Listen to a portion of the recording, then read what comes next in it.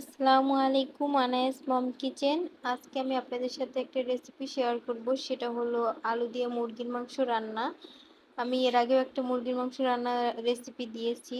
তো আজকে একটু অন্যভাবে আমি মুরগির মাংসটা রান্না করছি। এটা ব্রয়লার মুরগি।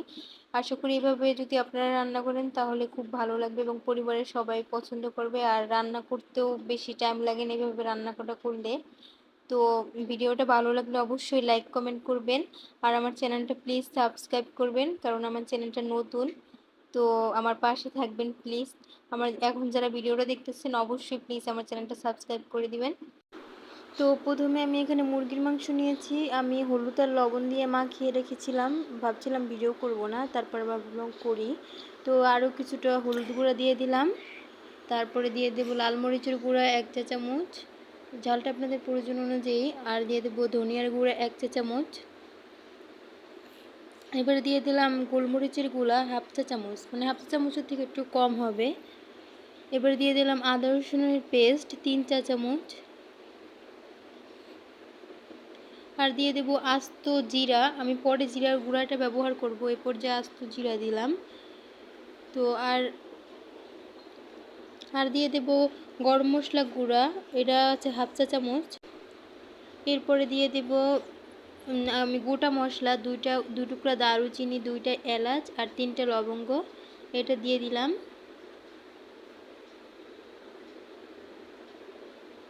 এরপরে আমি পেঁয়াজ কুচি করে রেখেছিলাম, সেটা দিয়ে দেব। পেঁয়াজটা একটু হাত দিয়ে কষলে হালকা একটু সফট করে তারপরে আমি দিচ্ছি, যেহেতু পেঁয়াজটা একটু আমরা ভেজে নিব না।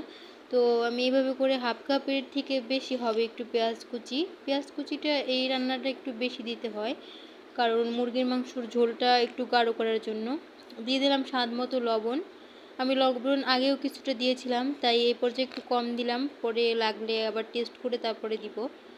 তো এই পর্যায়ে দিয়ে দিলাম ছোটো সাইজের 2টা টমেটো আমি কুচি করে নিয়েছি, সেটা দিয়ে দিলাম। এবার আমি মাখিয়ে নিব। টমেটোটা অবশ্যই দেওয়ার চেষ্টা করবেন। মানে টমেটোটা দেওয়ার কারণে কিন্তু মাংসের ফ্লেভারটা অনেক, মানে ফ্লেভারও সুন্দর আসবে এবং মাংসের টেস্টটাও ডিফারেন্ট হবে। তো ব্রয়লার মুরগিটা এভাবে রান্না করে দেখতে পারেন। একটা পাত্রে আমি কিছুটা লবণ আর কিছুটা হলুদ দিয়ে দিলাম তেলের মধ্যে। এটাতে আমি আলু ভেজে নিব। আপনারা আলু যদি না দিতে চান সেক্ষেত্রে না দিতে পারেন। তো আমি আলুটা পছন্দ করি তাই দিয়েছি, আর আমার যেহেতু ছোট মেয়ে আছে ওর জন্য আলুটা দিতে হয়। তো আমি আলুটা একটু হালকা লাল করে ভেজে নিব।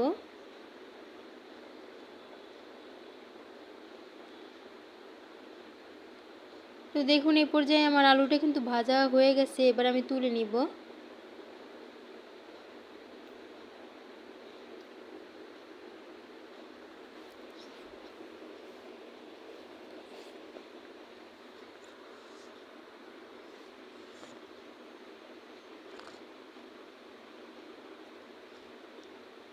আলুটা তোলা হয়ে গেছে। এই তেলের ভিতরে আমি রান্না করব। আমি যে মাংসটা ম্যারিনেট করে রেখেছিলাম ওই মাংসটা দিয়ে দিলাম। আপনারা চাইলে 10 মিনিটের মতো রেখে দিতে পারেন। তো আমার হাতে সময় ছিল না তাই আমি রাখিনি। আর আমি কিন্তু মুরগির হাড় এবং মুরগির পাও কিন্তু নিয়েছি, আপনারা দেখতে পাচ্ছেন। তো যারা এটা পছন্দ না করেন তারা নাও নিতে পারেন। তো এটা আমি পছন্দ করি, আমার হাজব্যান্ড খায় না, তো আমি খাই, এই জন্য আমি নিয়েছি। তাই আপনারা না চাইলে নাও নিতে পারেন। তো এ পর্যায়ে আমি এটার তেলের সাথে এই হালকা কিছুক্ষণ ভেজে ঢাকনা দিয়ে দিব 5 মিনিটের জন্য।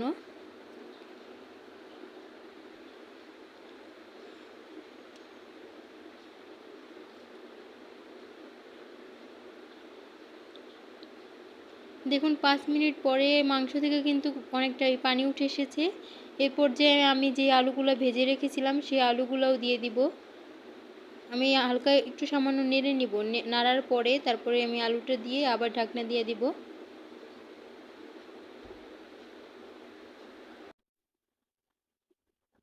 তো এই মাংসটা কিন্তু এভাবে কষিয়ে কষিয়ে মানে প্রায় হয়ে যাবে। দেখুন এই পর্যায়ে কিন্তু মাংস থেকে অনেকটাই পানি উঠে এসেছে।